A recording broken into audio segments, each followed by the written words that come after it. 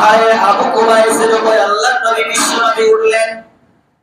উঠে কাফের মুশরিকদেরকে মক্কা নগরীর মানুষদেরকে ডাক দিয়ে বললেন, ইয়া সাবাহা, ইয়া সাবাহা, ও আমার গোষ্ঠীর মানুষেরা, ও আমার সমাজের মানুষেরা, এলাকার মানুষেরা। আল্লাহ নবী বিশ্বনবী যখন ডাক দিলেন, সমস্ত মানুষগুলো ছুটে বিশ্বনবীর কাছে চলে গেলেন।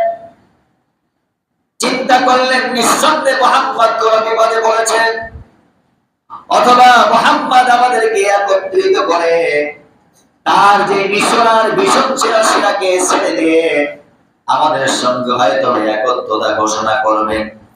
আল্লাহ নবী বিশ্বনবী কাফের মুশরিকদের কাছে চলে আসলেন।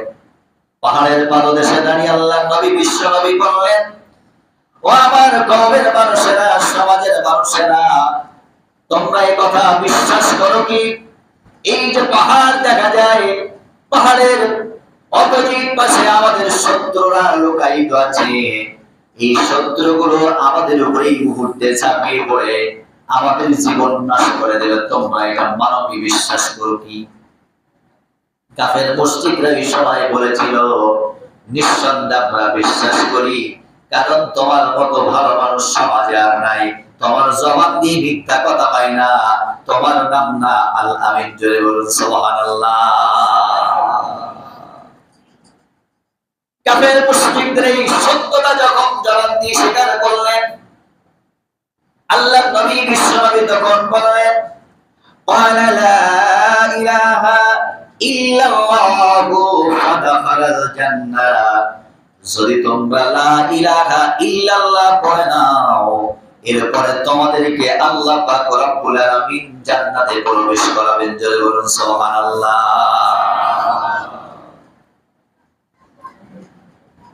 এই কথা আল্লাহর নবী বিশ্বনবী যখন বললেন, কাফের মুশরিকরা মুখ ফেরায় নিলেন।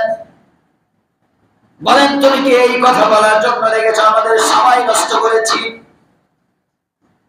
ওই মজলিসে আবু লাহাব উপস্থিত ছিলেন। আবু লাহাব সাথে সাথে বললেন, তাব্বাল্লাকা ইয়া মুহাম্মদ, হে মুহাম্মদ, তুমি ধ্বংস হয়ে যাও। আল্লাহর নবী বিশ্বনবীকে কথা বললেন, আর নিচের পায়ের কাছ থেকে একটি পাথর ধরে আল্লাহর নবীর দিকে নিক্ষেপ করলেন। আল্লাহ পাক রব্বুল আলামিন এই আবু জাহেল, আবু লাহাবের আচরণে আর যখন দোয়া করেছে, তাব্বাল্লাকা ইয়া মুহাম্মদ, মুহাম্মদ তুমি ধ্বংস হয়ে যাও,